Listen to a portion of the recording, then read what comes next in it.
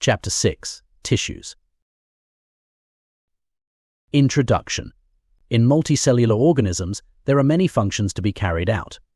This cannot be done by just a single type of cells. So, each function is taken up by a different group of cells. In human beings, muscle cells contract and relax to cause movement, nerve cells carry messages, blood flows to transport oxygen and other nutrients. A group of cells that are similar in structure and/or work together to achieve a particular function forms a tissue. As there are many differences in plants and animals, both of them have different type of tissues. Plants don't move and do photosynthesis. Animals move and don't do photosynthesis. Plant tissues. They are of two types: meristematic tissues, permanent tissues. Meristematic tissues. Meristematic tissue, it helps in the growth of the plant and is also called the dividing tissue. They can be divided into further three types: apical, lateral, and intercalary. These three types are located in different parts of the plant. Apical meristem present at the growing tips of stem and root, helping to increase length. Lateral meristem cambium helps to increase girth of stem and roots. Intercalary meristem helps to grow branches.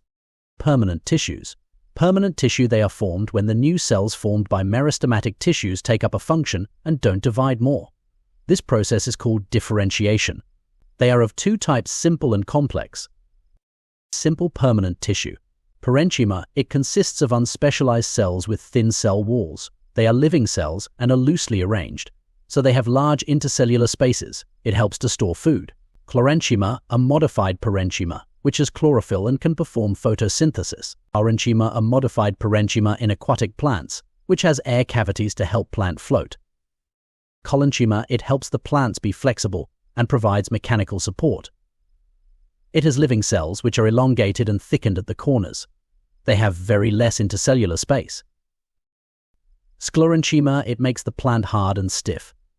The husk of the coconut is made of this cell. The cells here are dead. They are long, narrow, and the walls are thickened with lignin. There is no space inside the cell. What is epidermis? Epidermis, it is a complex tissue, not a simple permanent tissue. It is the outermost layer of cells that we see. Its main purpose is protection against environmental factors. It may be thick in dry conditions and have a waxy layer in aerial parts of the plant. It does not have intercellular spaces, and the cells are flat. The stomata is also located in the epidermis of the plant in leaves. In roots, the epidermal cells have long hair-like parts to increase surface area for water absorption. Desert plants have a waxy coating of cutin to prevent loss of water. As plants grow older, in the outer protective tissue, a layer of cells grow, making up the cork. These cells are dead, without intercellular spaces, and have suberin to make them impervious to gases and water. Complex permanent tissues. They are made of more than one type of cells. Examples are xylem and phloem, which are conducting tissues and make up a vascular bundle. Xylem is made of trichides, vessels, coelom parenchyma, and xylem fibers. Trichides and vessels have thick walls and are made of dead cells. They are tubular in shape, helping them carry water and minerals up the plant. Xylem parenchyma stores food, and xylem fibers are supportive in function. Phloem is made of sieve cells, sieve tubes, companion cells, phloem parenchyma, and phloem fibers.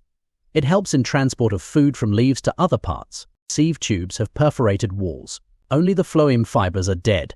Rest 4 cells in the tissue are living. Quick look at plant tissues. Animal tissues. They are needed to perform different functions like transportation, digestion, breathing, and different muscular movements. They are of several types: epithelial tissue, connective tissue, muscular tissue, nervous tissue. Epithelial tissue. It is the protective tissue. It makes up the skin, lining of mouth, lining of blood vessels, etc. They are tightly packed and form sheets. Hence, they have no intercellular spaces. It is of several types: squamous, columnar, and cuboidal. Epithelial cells can modify to become gland cells, which can secrete substances on the epithelial surface. Sometimes, a part of this tissue folds inwards and a multicellular gland is formed, called a glandular epithelium. Types of epithelial tissue. Squamous. The word squama means scale of the skin. It is a simple, flat kind of epithelium. It is of two types. Simple squamous, they are extremely thin and flat and form a delicate lining. They are found in esophagus and lining of mouth. Stratified squamous layers of squamous tissues make up stratified squamous tissues. They are found in skin. Columnar, they are column-like. Their main function is absorption and secretion. In the respiratory tract, they have hair-like projections called cilia. The cilia pushes the mucus forward to clear it. This is called a ciliated columnar epithelium. Cuboidal, they are found in kidney tubules and ducts of salivary glands. It provides mechanical support. Connective tissue. In connective tissues, the cells are loosely spaced and embedded in a matrix.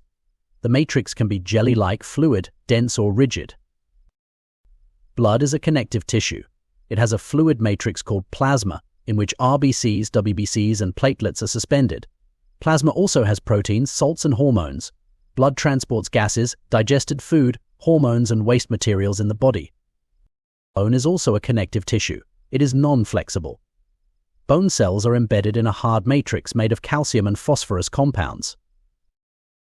Ligament is a connective tissue, connecting two bones at a joint. It is very flexible and has high strength. It has very little matrix. Tendons is a connective tissue that connects muscles to bones. They are fibrous, have high strength but low flexibility. Cartilage has a matrix made of sugar and proteins. It smoothens bone surfaces at joints. It is present in nose, ear, trachea, and larynx. Areolar connective tissue is present between skin and muscles, around blood vessels and nerves in the bone marrow. It supports organs and helps in repair of tissues. Adipose tissue stores fats below the skin. This helps it to act as an insulator as well. Muscular tissue. It has elongated cells called muscle fibers. Muscles have contractile proteins, which contract and relax to cause movement. It is of three types: voluntary, involuntary, and cardiac. Types of muscular tissues. Voluntary muscles, we have a control over them. They are also called skeletal muscles. As they have alternate dark and light bands, they are also called striated muscles. They are long, cylindrical, unbranched, and multinucleate. X. Muscles in arms. Involuntary muscles, we have no control over them. They are also called smooth muscles.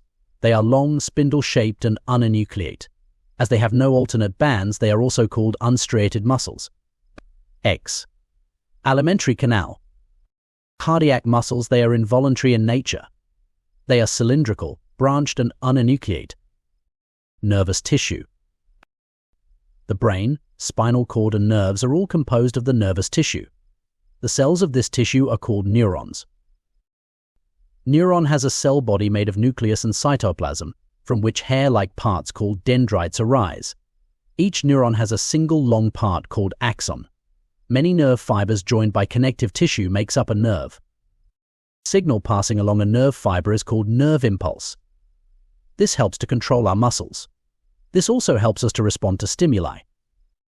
Quick look at animal tissues.